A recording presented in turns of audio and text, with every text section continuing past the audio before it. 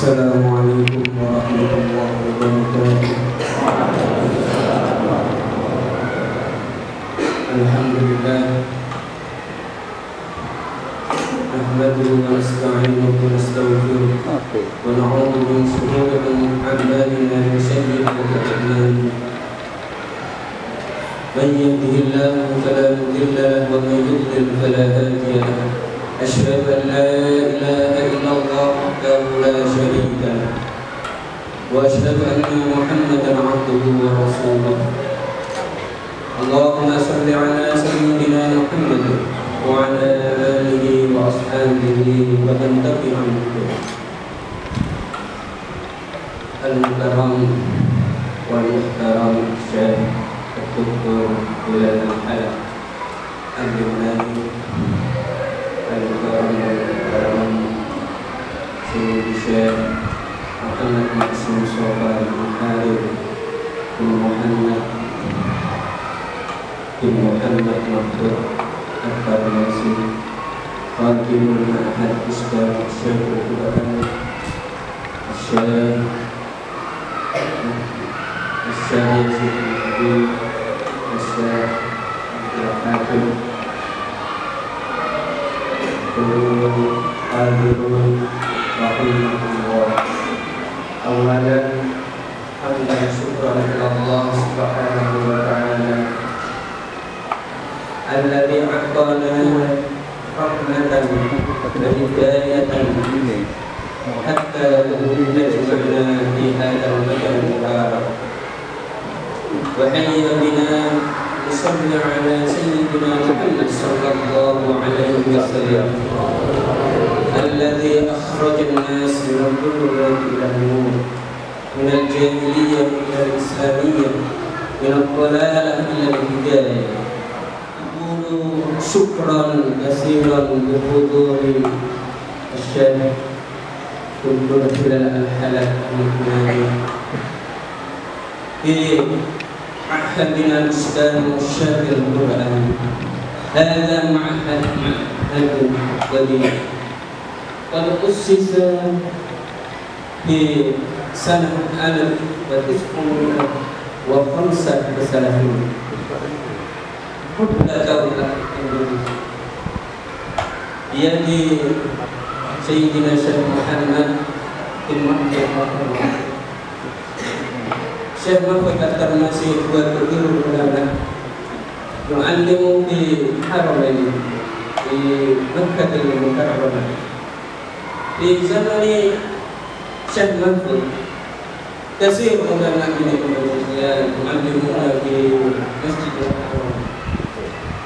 Minhum Syekh Khadir Al-Mirawi, Syekh Nawawi Al-Qadiri, Syekh Yasin Al-Qadiri, kasir من علماء إندونيسيا يعلمون إذا هذا البلد لا يمكن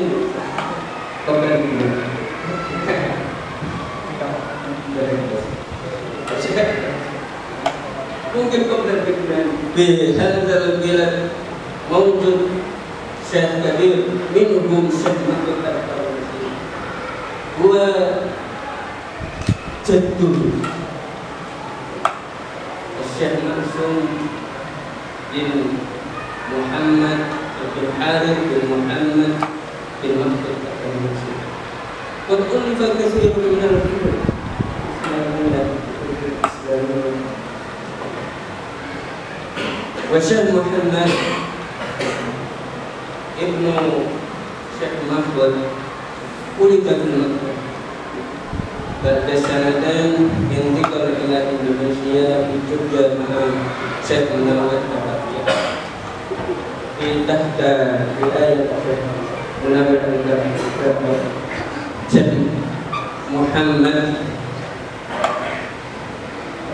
محمد وسكن في جوجا كذلك وبعد ذلك وسكن في بنا زوج وشيخ محمد بن محمود الترمذي. أولا هذا المعهد قد خصص لتحفيظ القرآن لأن شيخ الناظر هو مشهور بالقرآن هو أول مؤسس معهد القرآن الكريم.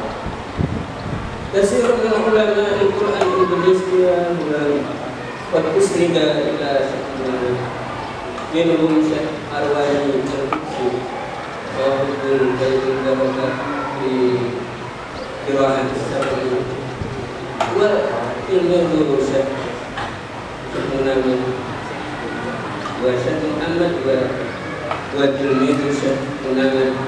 إذا في هذا المعهد أولا خصص لتحفيظ القرآن، لكن الآن فيه كثير من المدارس منها مدارس الابتدائية هو مدرسة ابتدائية إسلام القرآن، وبعد ذلك مدرسة متوسطة إسلام القرآن الذي قد خصص لتدريس اللغة والشريعة الإسلامية وعمومها، وبعد ذلك دعائكم يا شيخ مدرسة الأولى إن شاء الله. اكتفي كلامي يا شيخ. أخيرا ادعو لنا أن يجعلنا معهدا مقصود دائما إلى يوم الدين. أقول هذا أستغفر الله العظيم ثم السلام عليكم ورحمة الله وبركاته.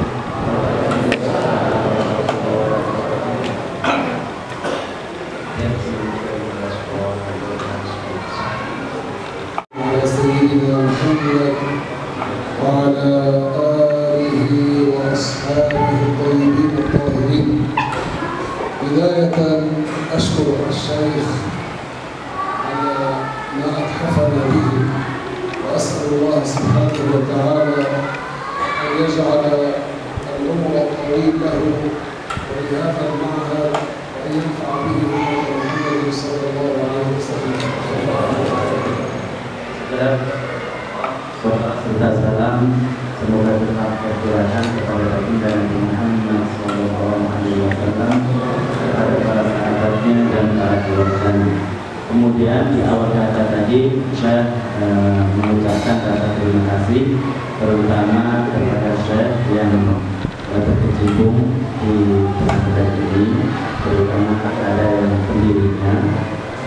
Semoga Syekh ini diberikan panjang umur oleh Allah Subhanahu wa Ta'ala dan serta sekalian guru-gurunya, dan ma'had ini menjadi ma'had yang bermanfaat bagi umat Islam.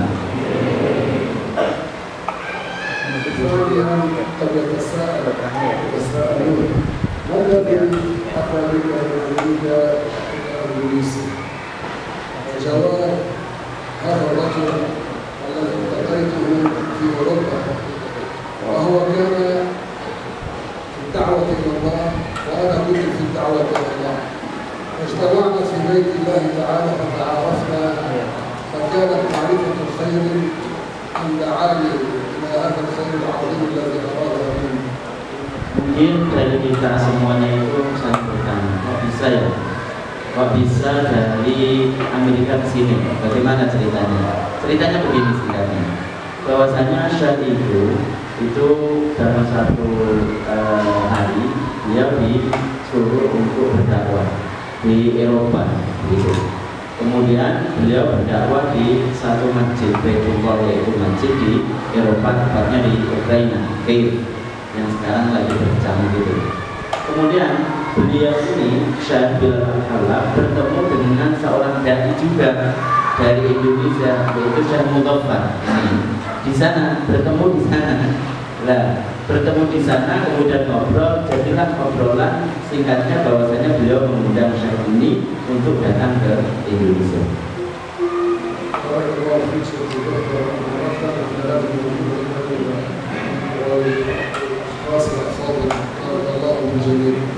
Jadi sangat saya bersyukur sekali Syekh dan mengucapkan semoga Syekh Muhammad ini yang menjadi perantara untuk bisa melihat kita sekalian ini, Allah Ta'ala memberikan berkat kepadanya, memberikan kebaikan kepadanya.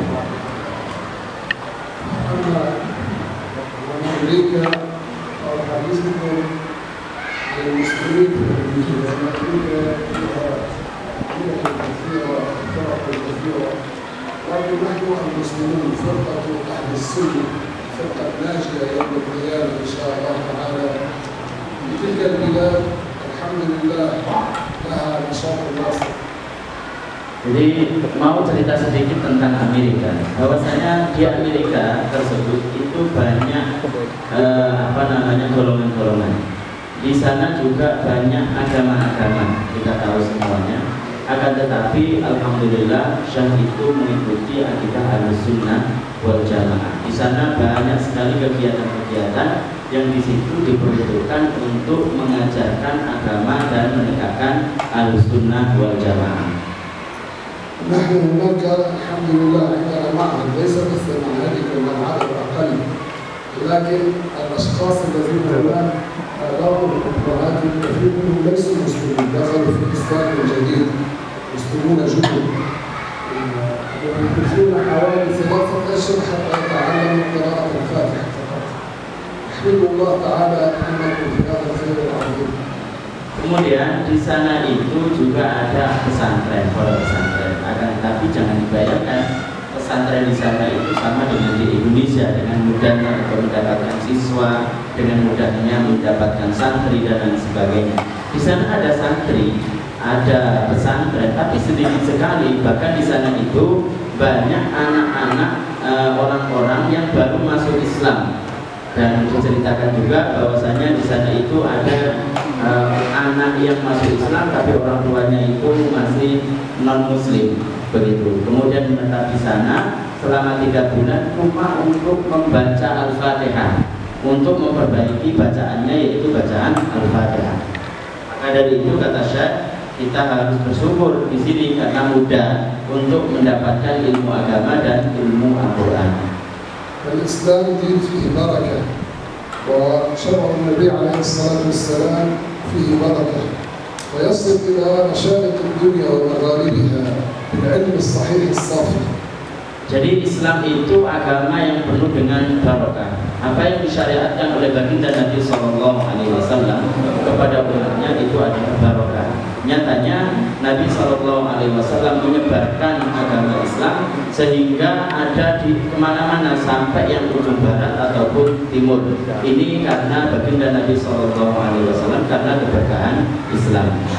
الرسول صلى الله عليه وسلم قال في حديث، وهذا حديث من معجزاته، قال إن الله سوى لي الأرض، يعني ضاقت الأرض حتى رأيت مشارقها ومغاربها، وإن ملك أمتي سيصل ما رأيت.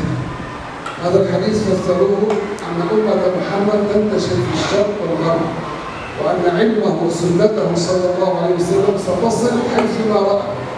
هو الرسول حقيقة الله ضيق الأرض له فرآها بعينه، رأى أطرافها الشرق والغرب، ثم قال إن ملك أمتي ليس في المال، حيث العلم والدين، وإن ملك أمتي سيبلغ ما رأيت. Kemudian itu sesuai dengan apa yang disabdakan oleh Nabi. Ini adalah mukjizat Nabi, bahwasanya Islam itu akan tersebar kemana-mana. Dalam hadisnya yang artinya bahwasanya sesungguhnya Allah Subhanahu wa Ta'ala mempersempit untukku bumi sehingga aku bisa melihat arah manapun di penjuru bumi ini.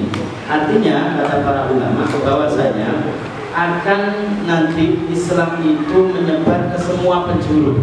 Ini karena mukjizat baginda Nabi Sallallahu Alaihi Wasallam.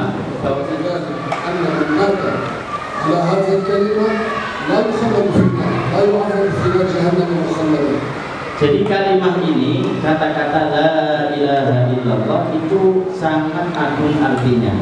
Karena orang yang mati dalam keadaan menyebut la ilaha illallah, iman dengan Allah Subhanahu wa Ta'ala, bagaimanapun keadaan dia, meskipun dia berdosa besar, maka mesti akan selamat dari disiksa di neraka selamanya.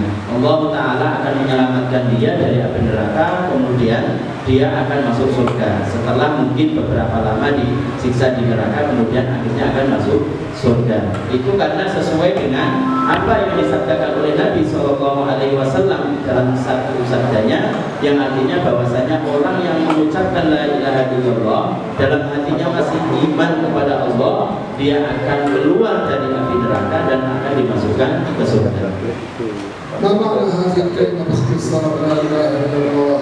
معناها لا خالق لشيء من الأشياء إلا الله. كل الأشياء الخير والشر كفر والإيمان وما في السماوات وما في الأرض كله الله أوجده. قل الله خالق كل شيء. Apa arti dari kata la ilaha illallah secara ringkasnya saja? Arti dari la ilaha illallah dalam satu pendapat ulama mengatakan la khaliqa illallah.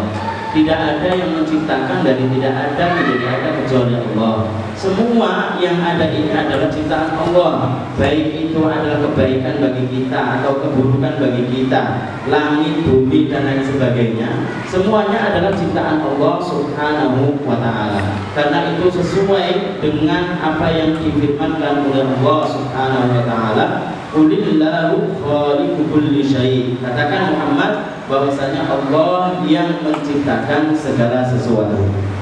Allah الذي له الأسماء الحسنى. ما معنى كلمة الحسنى بالعربية؟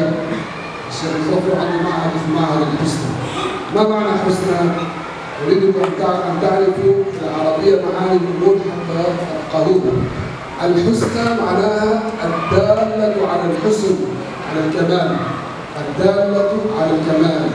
لله الأسماء الحسنى، أي الله يوصف ويسمى بكل ما يليق به، ما يدل على الكمال. Kemudian supaya kita mengerti, dalam Al-Quran juga disebutkan walillahil asmaul husna. Allah Subhanahu wa ta'ala punya nama-nama yang al-husna. Apa arti al-husna? Jadi ada salah satu syekh kita, yaitu Syekh Muhammad, itu punya pondok namanya al-husna. Al-husna. Apa arti al-husna tersebut? Al-husna tersebut itu artinya adalah baik. Artinya Allah Subhanahu wa ta'ala disifati dengan sifat yang baik, artinya menunjukkan arti kesempurnaan yang layak bagi Allah Subhanahu wa ta'ala.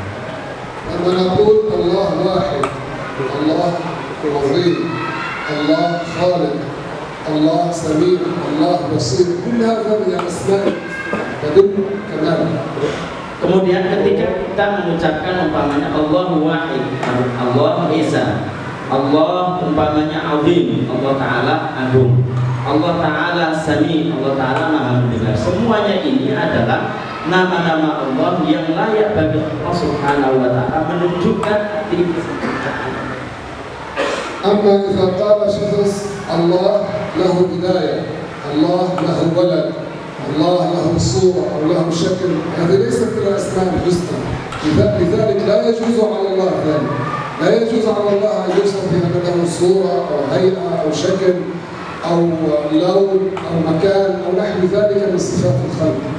Adapun ketika seseorang mengatakan Allah Ta'ala mempunyai permulaan, Allah Ta'ala mempunyai seperti gambar, digambarkan, bisa digambarkan, Allah Ta'ala itu punya ukuran, maka tentu nama-nama ini adalah nama-nama yang kurang dan tidak layak bagi Allah Subhanahu wa ta'ala. Allah Subhanahu wa ta'ala itu mempunyai sifat-sifat yang menunjukkan arti kesempurnaan dan layak bagi Allah Subhanahu wa ta'ala. Maka tidak boleh dikatakan diyakini Allah Subhanahu wa ta'ala punya ukuran ataupun digambarkan dan lain sebagainya. Allah tabaraka wa ta'ala min asma'ihi al-musawwir. قال في سورة الحشر الخالق البارئ المصور، يعني خالق الصور في غيره، جاعل الخلق أو كبير أو Memang benar bahwasanya termasuk nama Allah Subhanahu wa ta'ala itu adalah Al-Musawwir, sesuai dalam surat Asy'ar di situ Al-Khaliqul Bari'ul Musawwir, itu kan. Apa arti Al-Musawwir? Itu artinya adalah yang menciptakan gambar, yang menciptakan ukuran. Allah Subhanahu wa ta'ala yang menentukan ini panjang, Allah yang menentukan ini adalah lebar, Allah yang menentukan ini adalah bulat dan lain sebagainya. Jadi Allah lah yang menciptakan gambar. إذن الله خالق الصور في غيره. أي شيء في الوجود له هيئة سواء كان صغيرا أو كبيرا. هذه الهيئة هو اكتسبها لنفسه؟ لا، الله أعطاه ذلك. هذه الله خلقها بهذا الحجم. لو شاء الله لكانت كحبة الرز، ولو شاء الله لجعل حبة الرز كالشجرة يطلع منه. الله جعل لهذه الصورة، ولحبة القمح والرز صورة، وللشجرة صورة، وللجبل صورة. هذا معنى المصور، خالق الأحجام والصور. Jadi Allah Subhanahu wa ta'ala lah yang menciptakan gambar, Allah lah yang menentukan ukuran, Allah yang menentukan ukuran pada makhluknya, bisa itu lebar, panjang dan lain sebagainya. Itu semuanya adalah Allah Subhanahu wa ta'ala. Mungkin makhluk dengan ukuran sekian, seperti dicontohkan oleh Syekh tadi, itu adalah burtuqal, yaitu jeruk. Dengan ukuran begini, itu dia menciptakan sendiri dengan ukuran itu. Kalau Allah Subhanahu wa ta'ala menghendaki dari ukuran jeruk itu diperkecil, umpamanya seukuran seperti beras, maka niscaya akan seukuran dengan beras, kemudian menempel pada suatu bahan, kemudian diketik. Bisa saja seperti itu. Artinya nggak mungkin sesuatu makhluk tersebut dengan ukuran tertentu itu menentukan pada dirinya, tapi Allah lah Subhanahu wa ta'ala yang menciptakan ukuran pada makhluknya. إذن كل الأجسام الله خلقها وصورها، والأجسام احفظوا هذا مفيد ويثبت لكم العلم. الأجسام قسمان، جسم لطيف وجسم كثيف. في لغة العرب يقال جسم لطيف وجسم كثيف. Jadi Allah Subhanahu wa ta'ala yang menciptakan jisim-jisim, fisik-fisik kita. Allah lah yang menciptakan segala sesuatu. Perlu diketahui ada istilah dalam ilmu gramatika bahasa Arab ataupun terkenal dengan ilmu akidah, umpamanya di situ ada namanya ajsam, jisim. Jisim itu dibagi menjadi dua. Ada jismun latif, ada jismun katif. الجسم اللطيف كالضوء كالهواء، لا تستطيع أن تقتطعه بيدك. هل تستطيع أن تقطع قطعة هواء بيدك؟ لا، لكن الهواء جسم يدخل مكانا يملئه. هذا يسمى جسم لطيف. Kemudian jismul latif itu adalah seperti udara, seperti cahaya. Itu sesuatu yang bisa dipegang oleh tangan. Apakah kita bisa memegang udara? Apakah kita bisa memegang cahaya? Kan enggak. Tapi itu juga berukuran. Tapi itu juga jisim. Nyatanya bisa masuk ke ruangan tertentu, berarti berukuran dengan ruangan tertentu tersebut. Kita tidak bisa untuk memegangnya. Itu namanya adalah jismun latif. الجسم الكثيف كالحجر والخشب. هذه جسم كثيف تقبض اليد تملئ فراغا تترك فراغا. هذا يسمى جسم كثيف. جل جلاله لا يجوز أن يكون لا جسما لطيفا كالضوء ولا جسما كثيفا كالخشب، لأنه لو كان هكذا لكان له حجم، لكان له لون، لكان له من أعطاه هذه الصفة. Maka dari itu intinya dari penjelasan ini tentang adanya jisim latif dan latif, maka tidak perlu dikatakan kepada Allah Subhanahu wa ta'ala. Allah Subhanahu wa ta'ala disifati dengan jisim latif, yaitu sesuatu yang bisa dipegang oleh tangan, ataupun jisim latif, sesuatu yang tidak bisa dipegang oleh tangan. Assalamualaikum warahmatullahi wabarakatuh.